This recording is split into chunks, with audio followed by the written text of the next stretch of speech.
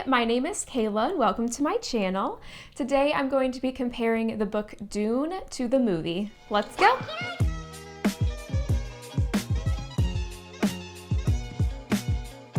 So Dune is a book that has been on my back burner to be read for a really long time. So I figured with the new movie coming out in October of 2021, this was the perfect time for me to read it. So the last few weeks I've been reading Dune, and then we went to see the movie a few nights ago when it came out. And also a warning for this video, there will be book and movie spoilers, so if you don't want anything spoiled, just beware. Before we get started, don't forget to subscribe if you want more book videos. So I didn't really know what to expect with reading Dune. I knew nothing of the story going into it. I just knew that it's a pretty widely loved book.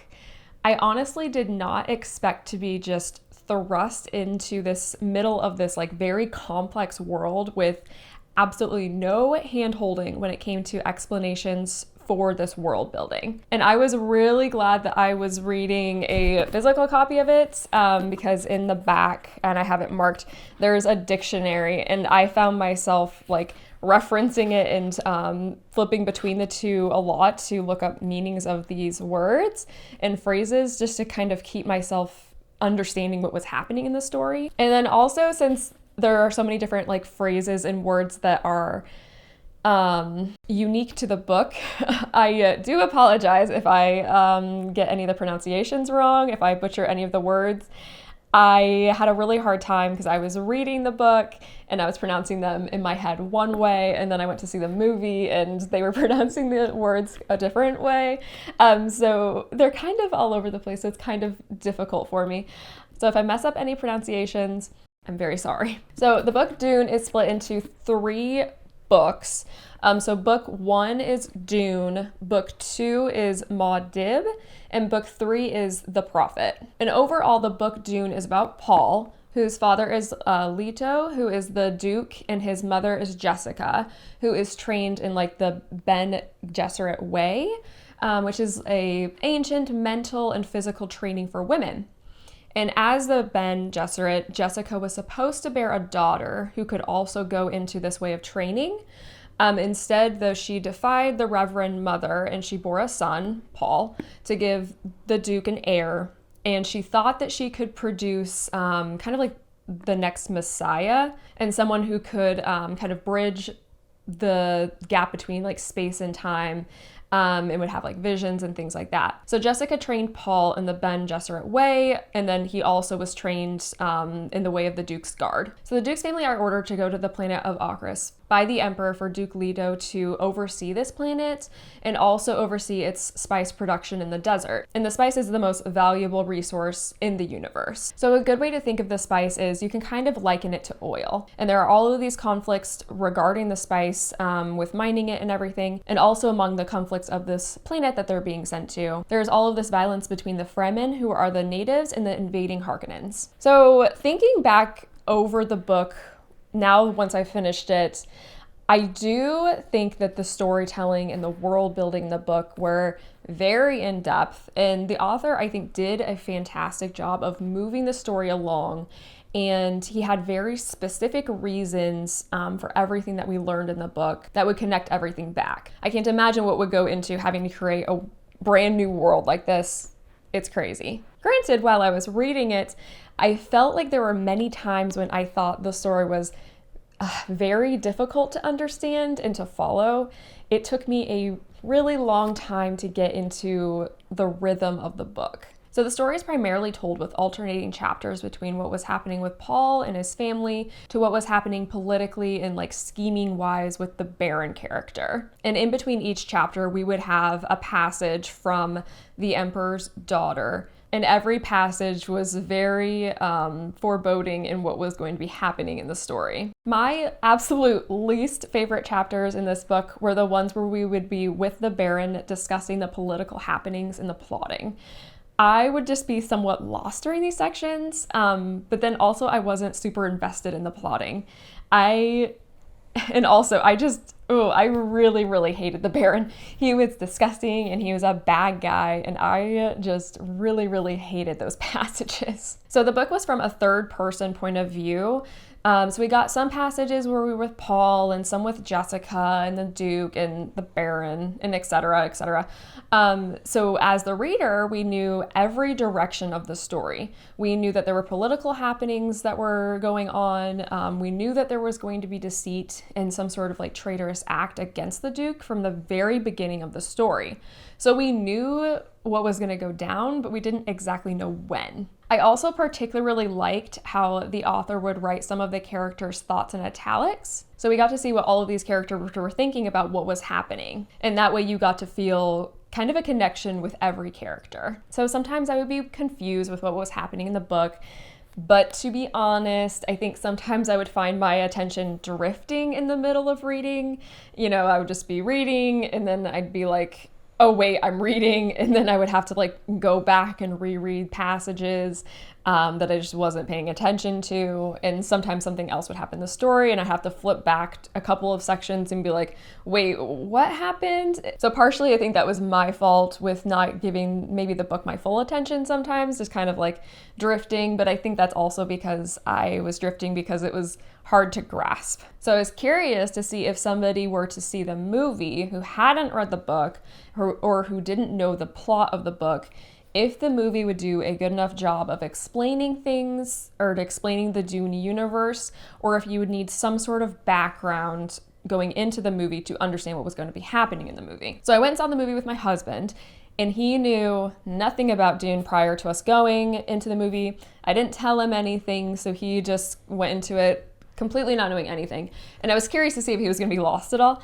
But we left and he said that he wasn't lost. The movie did a great job explaining everything. Like, he got it pretty easily. Think of it? What'd you think of it? It was utterly fantastic. You thought it was fantastic? Yeah, I thought it was great. I loved it. So if you don't know anything about Dune going into the movie, or if you haven't read the book, you won't be lost when the movie does a really good job of explaining everything. So moving on to the movie, I just have to start out by saying that it was fantastic. They did an amazing job of transforming this book into a movie. So I know Dune has been made into a couple of film adaptations before. This copy of the book that I have is actually the movie book from when they remade it in the 80s. So it's kind of funny. It's the best-selling science fiction novel, now a movie beyond your imagination. But I have not seen the other film adaptations of Dune, so I don't know how those are. But this new one that came out, I highly recommend. Right away, the movie opens up with voiceover and visuals explaining everything important you need to know about the planets and the spice and the different races, like the Fremen and the Harkonnens. And actually, when watching the movie, I felt like it gave me an even better understanding of what I had just read in the book. So the movie starts with about like 30 minutes of scenes and relationship building between these characters that I don't feel like we got in the book. And I really do think the movie did a better job of opening than the book did. Because in the book, we open with the scene where Paul is with the Reverend Mother, like with the box and the test. And I just remember reading that scene and being like, what is happening? Like, there's no explanation to what is happening. And I just remember being like, what am I reading? And the movie did not start like that at all. So I couldn't stop thinking the entire time during the movie just about how much of a fantastic job they did with bringing the book to life. There were these visuals of the desert just showing its vastness. There was all of this great looking CGI for like the ships and the worms. And then the sound and the music that were used in the movie just brought it to a whole next level. And then my favorite use of the sound in the movie was for the voice. So in the book, the voice is something that's used by the Bene Gesserit, and it's a type of way to control others by using like the right pitch in your voice to give a command that they will have to follow. So I didn't really think about much of like what it would sound like when I was reading the book. And then in the movie, when they used the voice, it just topped anything that my imagination could have thought of when like reading about the voice. It was fantastic. They would distort the actor's voice and then use like this booming noise in the background when they would speak. And it was just insane the way they did it, and I absolutely loved it. And then the acting in the movie was top notch. Honestly, I think the entire cast did such an excellent job with their roles, like the Duke and Paul and Jessica and Gurney's character. I loved him.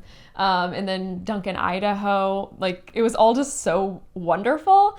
Like, and particularly, I have to commend Timothy for his rendition of the Paul character. He did such a great job throughout the entire movie. I just felt like he was Paul. And also, I have to say, his hair looked fantastic throughout the entire movie as well. Just a side note. I felt like he was the perfect person to pull off the Paul that we had gotten from the books. He did a great job of showing the growth that Paul was forced into as the story progressed. Dune is very much a coming-of-age story for Paul. So we see him transformed from this Duke's son who is, doing all of these trainings, but he's never actually had to use these trainings in real situations. And then suddenly we see him thrust into this role where he needs to take charge and use his knowledge in these real life situations.